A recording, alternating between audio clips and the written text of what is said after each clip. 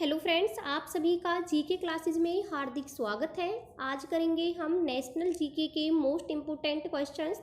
चलिए शुरू करते हैं। पहला क्वेश्चन है, माउंट स्न्यूऑल्चू भारत के किस राज्य में है? तो ये है सिक्किम में। जो माउंट स्न्यूऑल्चू है वो भारत के सिक्किम राज्य में स्थित है।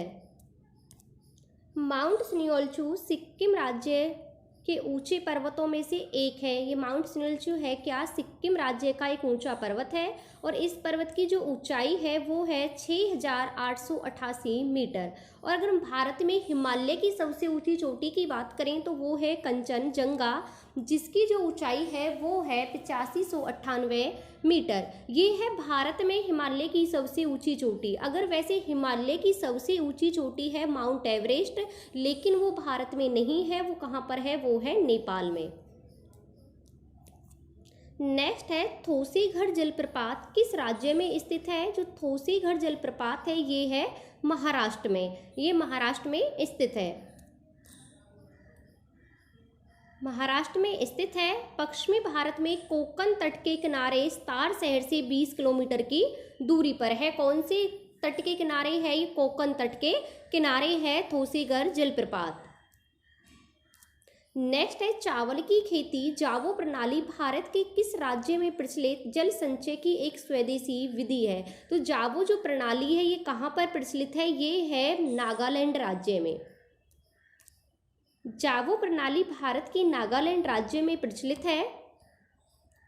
नागालैंड में सिंचाई के लिए जावो नाम की प्रणाली प्रयोग में लाई जाती है। जावो का जो मतलब होता है स्थानीय भाषा में वो होता है तालाब जिसमें पानी को इकट्ठा किया जाता है। नेक्स्ट है, चिल्का झील किस राज्य में स्थित है? तो चिल्का झील जो है वो है उड़ीसा में। ये भारत की सबसे बड़ी खारे पानी की झील है चिल्का झील। चिल्का झील उड़ीसा राज्य में है। भारत की सबसे बड़ी खारे पानी की झील है। वहीं सबसे बड़े मीठे पानी की झील की बात करें तो वूलर झील है, जो कि कहाँ पर है? जम्मू कश्मीर में स्थित है। नेक्स्ट है, हिमालय की ऊंची ऊंची पर्वतमालाओं में घास के विशाल मैदान को क्या कहते हैं? तो ये क्या कहते हैं? बुग्याल। जो हिमालय की ऊंची ऊंची पर्वतमालाएं में जो घास के मैदान है उन्हें बुग्याल कहा जाता है। वहीं बुग्याल तो उत्तराखंड की साइड कहा जाता है। यही हम जम्मू कश्मीर की बात करें तो इन्हीं घास के मैदानों को गुलमर्ग और सोलमर्ग के नाम से जानते हैं। नेक्स्ट है, हिमालय की ऊंची पर्वतमालाओं में घास के मैदान को बुग्याल कहते हैं। उत्तराखंड के गढ़वाल जिले में ये पाए जाते हैं। इन्हीं घास के मैदानों को जम्मू कश्मीर में सोनमर्ग और गुलमर्ग कहते हैं। नेक्स्ट है, तंजावुर का राजराजेश्वर मंदिर किस देवता को समर्पित है? ये है भगवान शिव को। भगवान शिव को ये मंदिर समर्पित है। और कहाँ पर है? ये तंजापुर में है। नाम है राजराजेश्वर मंदिर। तंजावुर का राजराजेश्वर मंदिर भगवान शिव को समर्पित है और इसका जो निर्माण कराया था वो कराया था राजा राम प्रथम ने 1000 ईस्वी में। और यह मंदिर तमिलनाडु राज्य में है। इस मंदिर के वृहदेश्वर मंदिर के नाम से भी जानते हैं। जो ये मंदिर है इसी को कहते हैं वृहदेश्वर मंदिर। राजा राम ने बनवाया था इसलिए इसे राजराजेश्वर मंदिर भी कहते हैं। नेक्स्ट है, निम्नलिखित में से महाराज धीराज की उपाधि धारण करने वाले प्रथम गुप्त सम्राट कौन थे? तो ये थे चंद्रगुप्त प्रथम। चंद्रगुप्त प्रथम ने सबसे पहले महाराज धीराज की उपाधि धारण की थी। चंद्रगुप्त द्वितीय ने की थी विक्रमादित्य की उपाधि धारण। महाराज धीराज की उपाधि चंद्रगुप्त ने धारण की थी। गुप्त वंश की स्थापना की थी वो श्री गुप्त ने की थी, लेकिन उसका वास्तविक संस्थापक जो मानते हैं वो चंद्रगुप्त प्रथम को माना जाता है। और चंद्रगुप्त प्रथम ने ही गुप्त संवत की स्थापना की थी 319-20 ईस्वी में। नेक्स्ट है, निम्नलिखित में से कौन इब्राहिम लोदी को पराजित करने वाला मुगल सम्राट था? तो कौन था? वो था बाबर। बाबर ने पानीपत के पहले युद्ध में 1526 में इब्राहिम लोदी को पराजित किया था और भारत में मुगल वंश की नींव डाली थी। इब्राहिम लोदी को पानीपत के पहले युद्ध में बाबर ने पराजित किया। इस युद्ध के बाद मुगल साम्राज्य की स्थापना हुई। पानीपत का पहला युद्ध 21 अप्रैल 1526 को हुआ था। पानीपत में कुल 3 युद्ध हुए थे। दूसरा जो युद्ध हुआ था वो 1556 में हुआ था, 5 नवंबर 1556 को।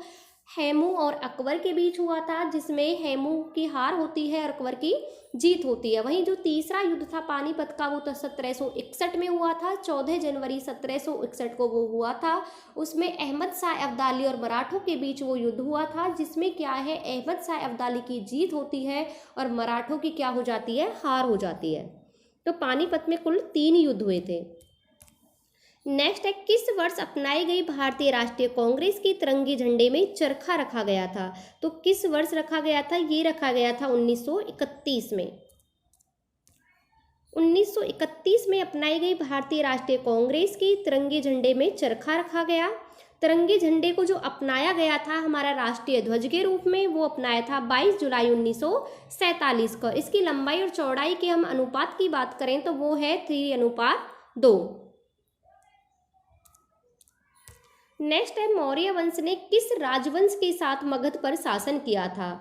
तो किस राजवंश के साथ किया था? इन्होंने किया था नंद राजवंश के साथ। नंद वंश के राजा घनानंद को हराकर ही चंद्रगुप्त मौर्य ने मौर्य वंश की नींव डाली थी।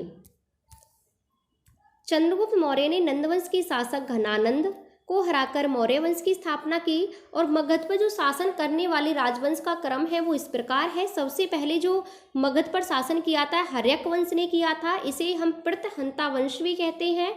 फिर आया था शिशुनाग वंश, फिर आया था नंद वंश, मौर्य वंश, सुग वंश, कण्व वंश और सातवाहन वंश। कई बार इन्हें क्रम से पूछ लेता है कि बताओ मगध पर शासन करने वालों का सही क्रम क्या है। तो याद रखना है, हर्यक, शिशुनाग, नंद, मौर्य, सुंग, कण्व और सातवाहन वंश, इन वंशों ने मगध पर शासन किया था। जो सबसे शक्तिशाली वंश था, जिसमें मगध का सबसे ज़्यादा जो विस्तार हुआ, सबसे ज़्यादा जो फला फूला था मगध, वो था मौर्य वंश। मौर्य वंश के शासनकाल में मगध एक बहुत ही अच्छा प्रदेश था, बहुत ही समृद्ध था और इसका जो उत्थान हुआ था सबसे ज़्यादा मौर्य वंश में ही हुआ था। तो ये थे आज के कुछ इंपॉर्टेंट क्वेश्चंस। आपको क्लास कैसी लगी कमेंट बॉक्स में कमेंट करके ज़रूर बताना। Thank you.